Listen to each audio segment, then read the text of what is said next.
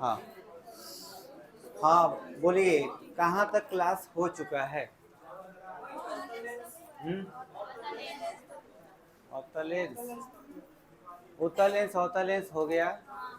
अच्छा, अब उसमें आपको प्रतिबिंब के निर्धारण के बारे में थोड़ा जानना है कि प्रतिबिंब कहाँ पे कैसे बनता है।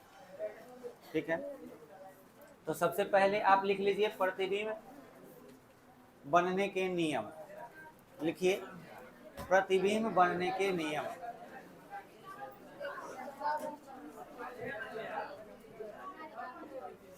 प्रतिबिंब बनने के नियम।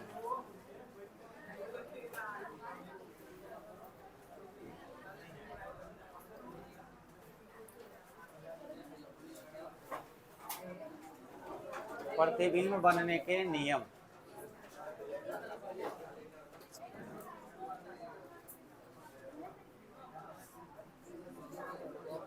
लिखिए, दो या दो से अधिक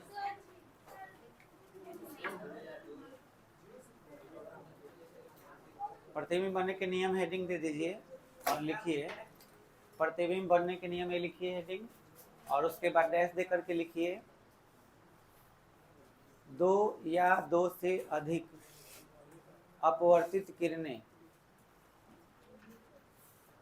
दो या दो से अधिक अपवर्तित किरणें, अपवर्तित किरणें जिस बिंदु पर प्रतिच्छेद करती है, जिस बिंदु पर प्रतिच्छेद करती है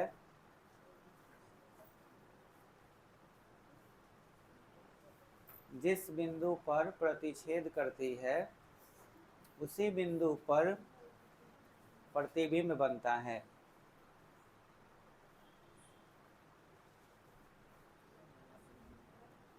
प्रतिबिंब बनता है।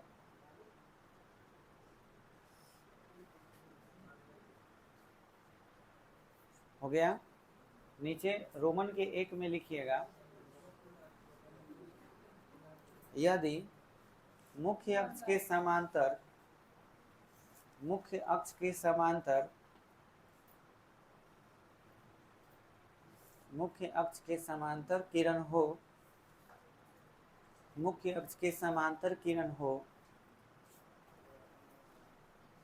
तो वह फोकस से गुजरती है, तो वह फोकस से गुजरती है या फोकस से गुजरती हुई प्रतीत होती है। तो वह समांतर हो तो वह फोकस से गुजरती है या फोकस से गुजरती हुई प्रतीत होती है। फोकस से गुजरती है या फोकस से गुजरती हुई प्रतीत होती है।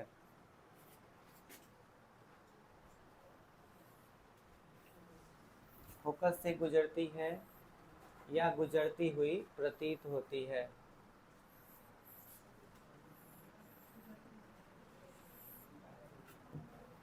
देखिए, ये कौन सा लेंस है? उत्तल, और ये अवतल। हमने कहा कि मुख्य अक्ष के समांतर कोई किरण हो, ठीक है। यहाँ भी देखिए, हम मुख्य अक्ष के समांतर ही किरण खींचे हुए हैं। तो मुख्य अक्ष के समांतर जब कोई किरण होता है तो वो फोकस से गुजरती है या फोकस से गुजरती हुई प्रतीत होती है। तो यहाँ कौन से लेंस में बताओ प्रतीत हो रहा है?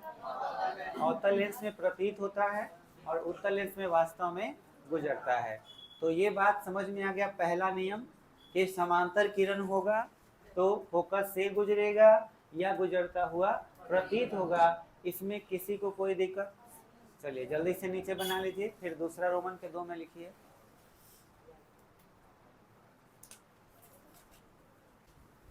नंबर 2 में लिखिए,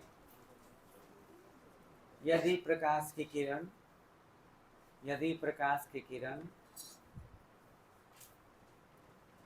प्रकाशिक केंद्र पर आपतित होती है, प्रकाशिक केंद्र पर आपतित होती है,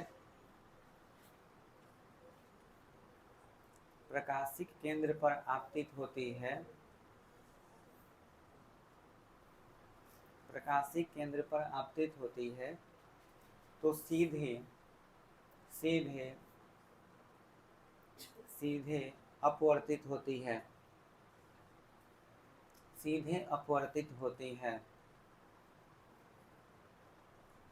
सीधे अपवर्तित होती है। ये दूसरा नियम हो गया आपका। जैसे कि ये आपका उत्तल लेंस हो गया और मान के चलिए कि हमने यहाँ से एक लाइट ऐसे भेजा, ठीक है। ये लाइट कहाँ से गुजरने जा रहा है? प्रकाशिक केंद्र से। तो इसमें देख रहे हो कि ये कहीं पे भी विचलित नहीं हुआ है और सीधे निकल गया। बात समझ में आया? ऐसा उत्तल और अवतल दोनों में होगा, एकदम 100% ऐसे।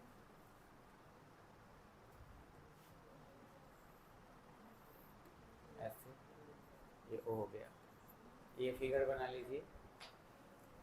अच्छा, ये थोड़ा मोटा रहेगा, जैसे कि ये पतला लेंस के लिए था। बहुत मोटा रहेगा ना तो ऐसे होगा, ऐसे ऐसे फिर ऐसे।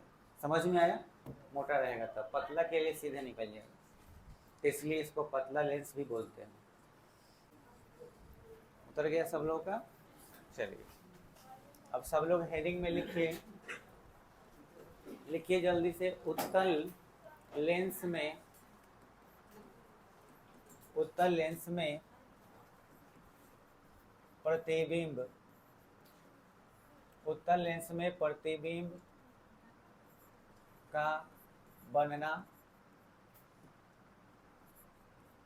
एवं उसकी प्रकृति, उत्तल लेंस में प्रतिबिंब का बनना एवं उसकी प्रकृति।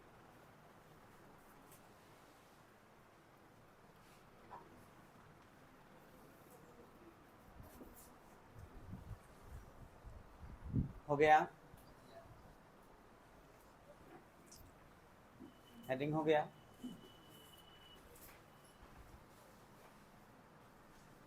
देखिए पहले तो आप इसको समझिए बढ़िया से।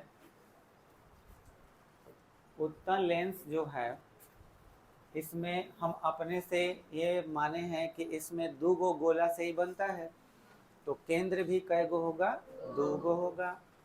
जो दूसरा केंद्र होता है उसको C2 बोलते हैं, पहले केंद्र को C1।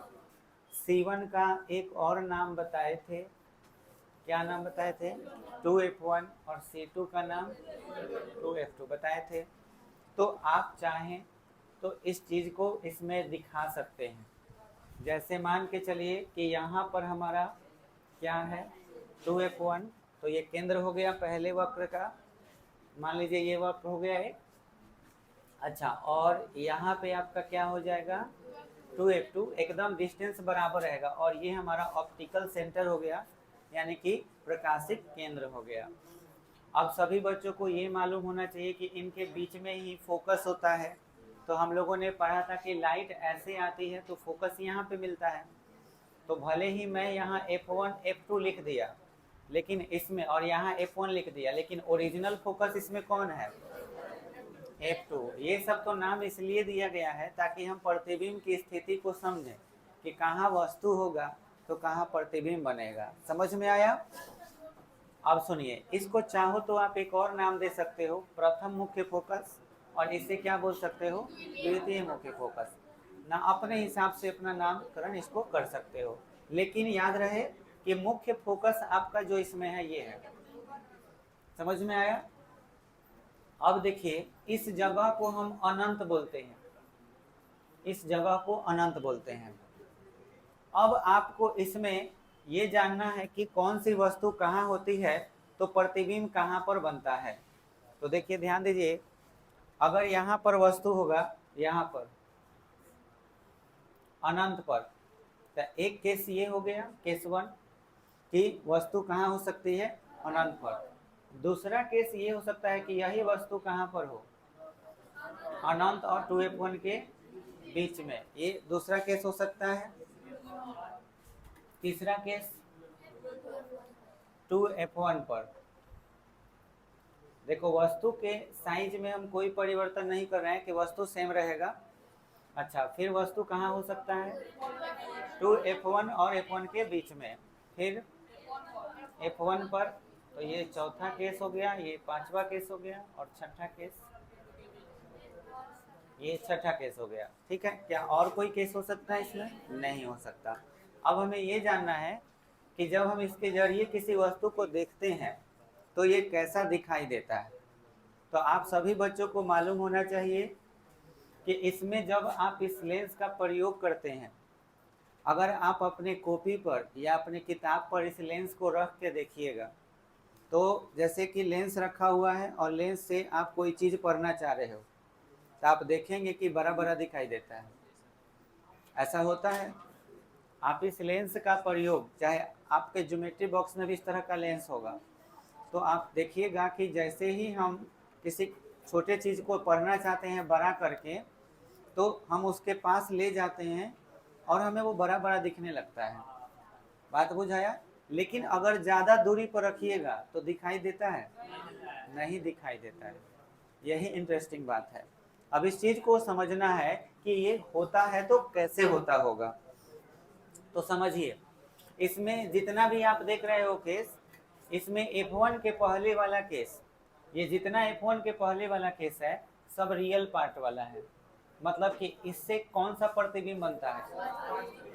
इधर आपको केवल वास्तविक प्रतिबिंब मिलेगा, और अगर इसके बीच में रख दोगे कोई भी वस्तु, तो इसके बीच में तुम्हें मिलेगा काल्पनिक, चाहे आभासी बोल सकते हो।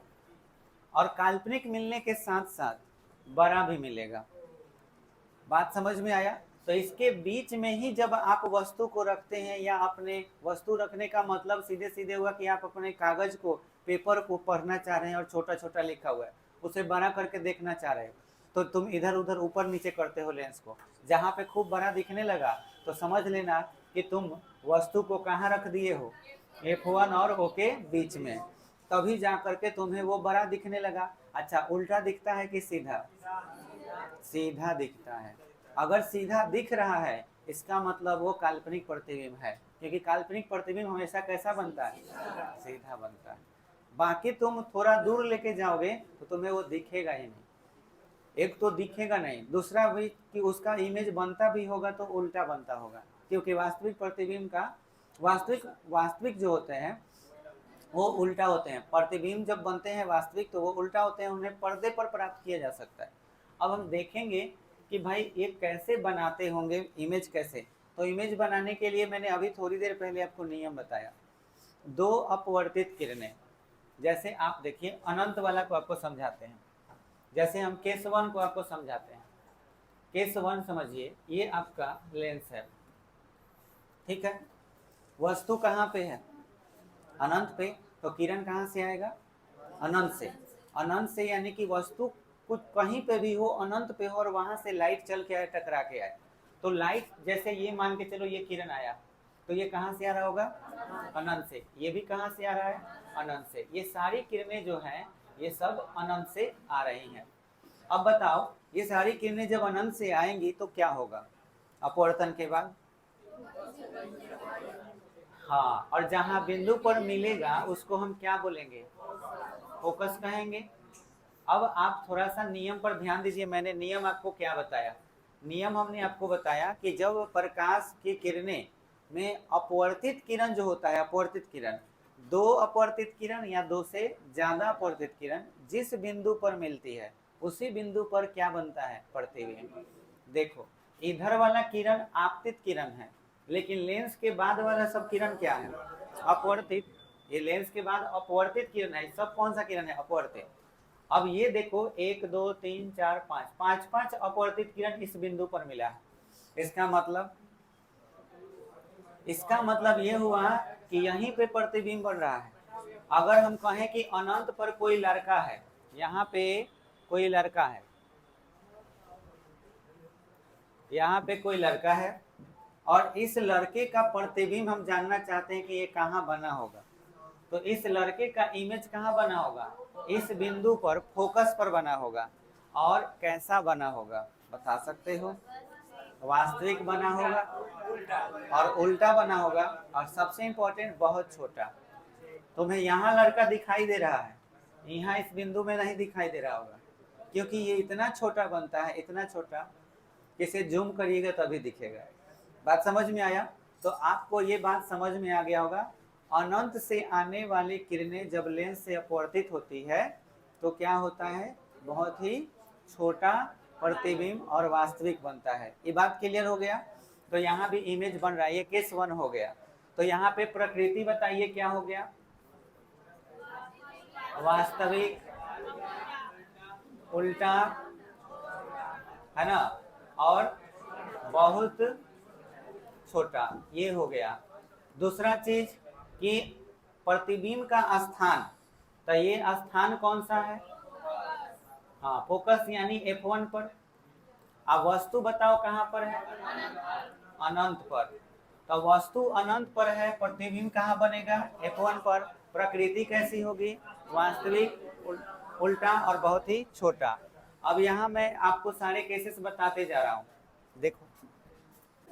हाँ मैं ये बोल रहा था कि अब आप यहाँ पे केसेस समझिए। अनंत पे वस्तु है तो प्रतिबिंब कहाँ बन रहा है, फोकस पर। मैंने एक छोटा सा बना दिया। अब थोड़ा सा उधर से आगे बढ़ो, इमेजिन करो कि थोड़ा सा आगे बढ़ोगे तो ये तो दर्पण नहीं ना है, ये तो लेंस है। यहाँ तो किरण जो है टॉर्च पानी से आगे बढ़ाओगे तो इधर किरण भी थोड़ा सा क्या होगा, आगे बढ़ जाएगा। तो यह बात याद रखना है कि यहाँ वो हम टॉर्च लिए हुए हैं, थोड़ा सा लेके आगे बढ़ेंगे तो किरण थोड़ा सा क्या होगा, आगे बढ़ जाएगा। तो अब बताओ कि यहाँ से हम अनंत और 2F1 के बीच में आएंगे तो इमेज बढ़ के किधर आ जाएगा, यस F2 और 2F2 के बीच में आ जाएगा। फिर थोड़ा सा आगे बढ़े, फिर थोड़ा सा आगे बढ़े तो 2F1 पर आ गए। अब ये वो पोजीशन है जो सेंटर था गोला का, और यहाँ भी गोला का क्या है, सेंटर है। तो जब दोनों सेंटर पर होंगे तो इमेजिन करो दर्पण में क्या पढ़े थे, हाँ इमेज क्या हो जाएगा, मतलब हाइट दोनों का सेम हो जाएगा। तो इस 2F2 को मैं यहाँ ऊपर लिख दे रहा हूँ ताकि इमेज बना सकूं, और ये उतना ही बनेगा जितना इधर है। समझ में आया। अच्छा अब बताओ आगे बढ़ोगे तो क्या होगा, तुम F1 पर आ जाओ। हाँ इसके बाद तुम नहीं 2F1 और F1 के बीच में आ जाओ, इसके हम F1 बोल रहे थे, 2F1 और F1 के बीच में आ गए केस नंबर। तो ये केस नंबर 1 को दिखा रहा है, ये वाला, ये केस नंबर 2 को दिखा रहा है, और ये केस नंबर 3, ये केस नंबर 3 हो गया। केस नंबर 4 यानी कि 2F1 और F1 के बीच में होगा तो, और बड़ा कि छोटा, बड़ा हो जाएगा। और F1 पे आ जाओ तो इधर देखो एक अनंत वाला जगह हम बना दिए तो बहुत बड़ा हो गया।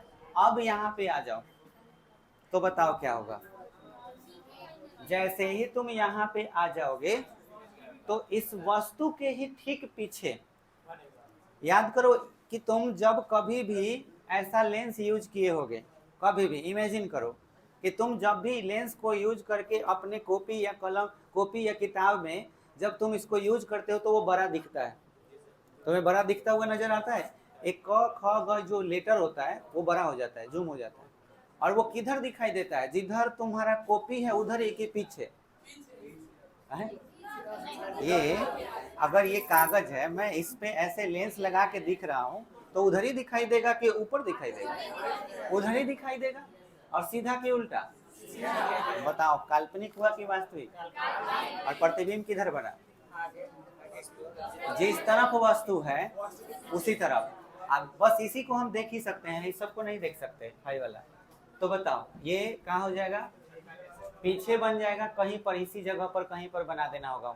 जहां वस्तु है बस उसके पीछे कहीं भी बना दो, भाई F1 2F1 ही मत सोचो, खाली जहां वस्तु है उसके थोड़ा सा पीछे कहीं पर भी, हम अलग कलर यूज कर ले रहे हैं, यहाँ बना दे रहे हैं। और कैसा बनेगा, बड़ा बनेगा। ये केस नंबर कितना को बताएगा, 6 को, 6 नंबर केस। बोलो यही एक पोजीशन है जिसमें कैसा बन रहा है, काल्पनिक बन रहा है, और ये हमारे लिए यूजफुल है। इसी कॉन्सेप्ट का प्रयोग करके हम लेंस का ज़्यादा प्रयोग करते हैं। समझ में आ गया। अच्छा अब आपको नियम एक यूज करके किसी एक पर दिखाते हैं। जैसे केस नंबर 1 है, मैं कोई एक केस ले लेता हूं, जैसे कि केस नंबर 2 ले लेता हूं। जैसे हम केस नंबर 2 ले लेते हैं।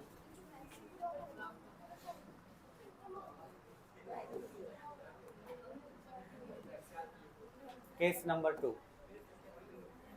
हम एक बार नियम अप्लाई करके दिखाते हैं, बाकी आप तो समझ जाएंगे ना कि कहाँ पे इमेज कैसा बन रहा है। अब आपसे हम पूछ दें, बताओ कि वस्तु अगर 2f1 और f1 के बीच में हो तो प्रतिबिंब की प्रकृति क्या होगी? प्रकृति बताना है, प्रकृति। वास्तविक और बड़ा।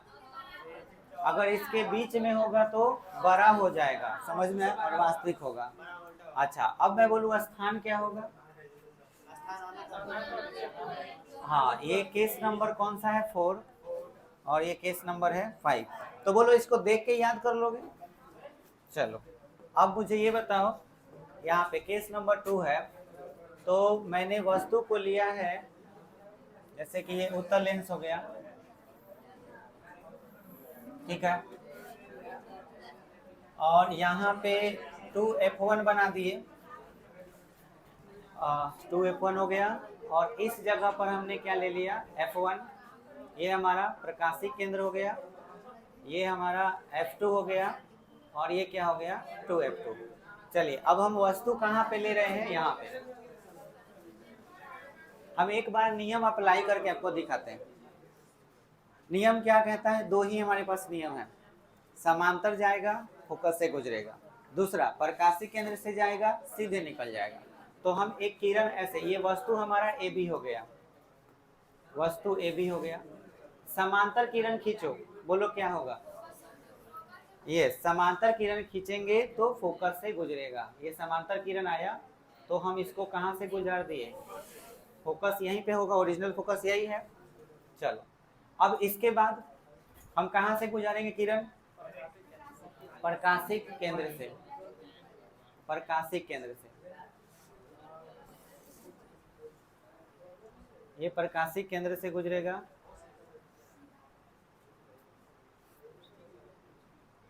तो कहाँ पे इमेज बनना चाहिए? यहाँ पे क्रॉसिंग होना चाहिए। यहाँ पर थोड़ा सा हम इसको शिफ्ट करेंगे, देखो, बोलो यहाँ पे बन रहा है, किसके बीच में बना? f2 और 2f2 के बीच में बना। तो बताइए, ये AB है, तो ये हो जाएगा A डैश B डैश। बोलो, ये बात समझ में आया? उल्टा बना। अब आप यहाँ पर ध्यान दीजिए, मैं यहाँ पे ये लाइन खींच दूं, ऐसे लाइन खींच दूं। इस पॉइंट का नाम कुछ दे देते हैं, जैसे इस पॉइंट का नाम हमने क्या दे दिया? L। अच्छा, ये O है, तो बोलो ये वस्तु है, तो बोलो इसको हम वस्तु दूरी कहेंगे। ये वस्तु दूरी हुआ। वस्तु दूरी को हम किसी से स्विच करते हैं? U से, तो ये क्या हो जाएगा? -U। अच्छा, ये बोलो प्रतिबिंब बना, तो ये कौन सा दूरी हो गया? प्रतिबिंब की दूरी। और हाँ, ये ना फोकस है, तो इसको बोलो क्या कहोगे? F कहोगे। अब मुझे ये बताओ कि तुमको AOB एक त्रिभुज नजर आ रहा है? त्रिभुज AOB। अच्छा, इसके अलावा एकदम ठीक इसके सामने देखो, ये एंगल इक्वल है, A डैश और B डैश नजर आ रहा है। समरूप त्रिभुज A dash O B dash. बोलो ये दोनों समरूप हैं, क्योंकि यह एंगल बराबर है, और यह एंगल क्या है? बराबर है। तो ये समरूप है, तो इस बेसिस पर जब त्रिभुज समरूप होते हैं तो उनकी भुजाएं समानुपाती होती है। तो ये बताइए कि AB के बाटा में कौन होगा? तो इसलिए हम लिख सकते हैं AB बटा A डैश B डैश बराबर में। देखो, उसके बाद ये वाला भुजा का लंबाई बोलो क्या है? -U है, बटा इसमें देखो यहाँ से यहाँ तक लंबाई को हम क्या कहते हैं? भी। तो बाटा में हम भी लिख सकते हैं, समीकरण नंबर 1। अच्छा, अब गौर से देखो, ये वाला त्रिभुज नजर आ रहा है, OLF2 या LOF2 नजर आ रहा है? त्रिभुज LOF2 समरूप। बोलो ये किसके समरूप है? तो A dash F2 B dash. त्रिभुज A dash F2 B dash अगर ये समरूप है, तो इस बेसिस में देखो, यहाँ से ये वाला लंबाई OL किसके बराबर है? AB के। तो पहले OL लिख लो, अब बाटा में OL के जैसा कौन है? ए डैश बी डैश बराबर, अब देखो जरा ये वाला लेंथ कितना है, ये वाला एफ है, तो एफ लिख लो बटा, अब जरा ये बताओ कि इधर वाला लेंथ तो नहीं पता, और हमको ये पता है कि ये पूरा भी है और ये कितना है एफ, तो बोलो भी में से क्या घट जाएगा, यस, तो हम यहाँ पे लिख सकते हैं भी माइनस एफ। अच्छा, इसके बाद आप देख सकते हो कि OL जो था वो किसके बराबर है, AB के बराबर है, तो OL बराबर अगर AB है तो मैं यहाँ AB फिर से लिख सकता हूँ, AB बटा में A डैश B डैश बराबर F बटा V minus F, equation number 2। तो अगर हम 1 और 2 को मिला दें, समीकरण 1 और 2 से अगर इन दोनों को मिला दिया जाए तो माइनस U बटा में भी इक्वल में क्या होगा, F by V minus F। अब तिरछा गुना कर लें तो क्या होगा, ये गुना कर लो VF बराबर माइनस UV प्लस UF हो जाएगा। अब दोनों तरफ UVF से भाग दे दो, तब VF बटा में UVF बराबर माइनस UV बटा में UVF फिर प्लस UF बटा में UVF, दोनों तरफ से भाग दे सकते हैं। तब देखिए VF से VF खत्म, UV से UV खत्म, UF से U और F खत्म, तो बोलो क्या आ जाएगा, 1/U minus 1/F plus 1/V।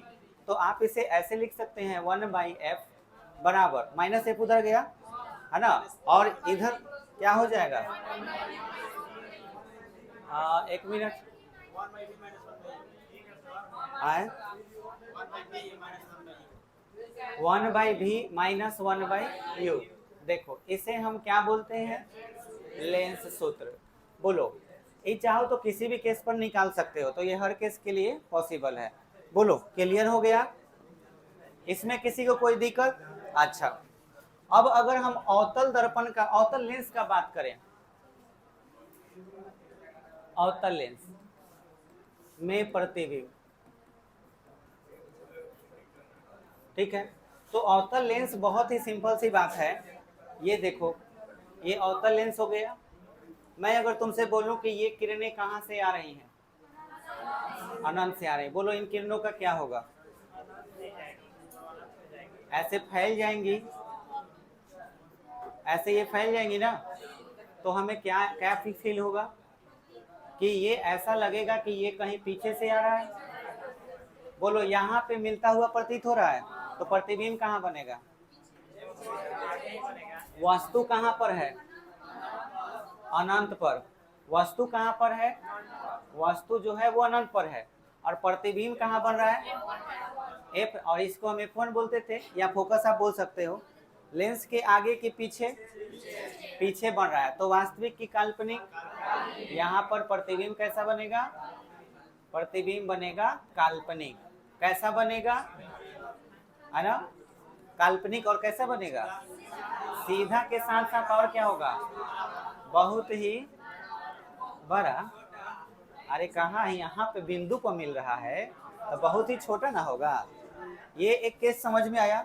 दूसरा केस क्या हो सकता है, जैसे मान के चलो कि ये हमारा अवतल लेंस है, वस्तु को हम कहीं पे भी रख दिए, जैसे मान लो यहाँ रख दिए, आप F1 पर रखो, कहीं पे भी रखो, कोई दिक्कत नहीं है, आप कहीं पे भी रखिए, ऐसे एक समांतर किरण भेजिएगा तो बोलो ऐसे भाग जाएगा, और इसको पीछे की ओर मिला दिए, तो पीछे की ओर मिलाए तो ये तो तुम्हारा फोकस हो गया, जिसे तुम F1 बोलते हो, ठीक है। अच्छा, ए वो कहाँ से गुजारोगे, प्रकाशी केंद्र से, यही ना नियम है।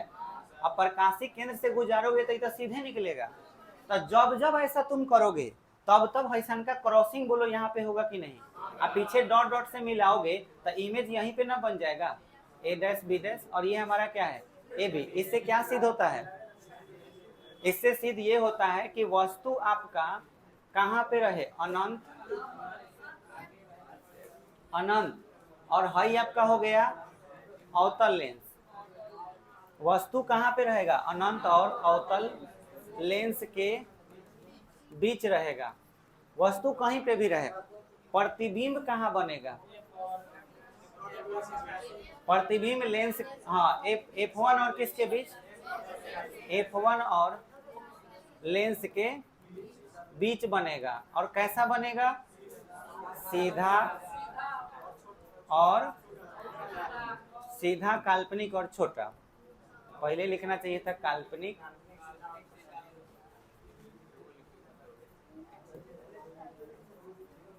काल्पनिक हो जाएगा, सीधा हो जाएगा और छोटा हो जाएगा। अब बताओ क्या इसमें वास्तविक बनेगा? तो आपसे पूछा जाए कौन सा ऐसा लेंस है जिसमें हमेशा काल्पनिक प्रतिबिंब बनता है? अवतल। कौन सा ऐसा लेंस है जिसमें वास्तविक प्रतिबिंब और काल्पनिक दोनों बनता है? उत्तल है। बोलो, क्लियर हो गया। आवर्धन वही रहेगा जो आप पहले पढ़े थे, प्रतिबिंब की ऊंचाई और वस्तु की ऊंचाई के अनुपात को आवर्धन कहते हैं। बोलिए, इसमें किसी को कोई दिक्कत? चलिए इसको बढ़िया से नोट कर लीजिए आप लोग।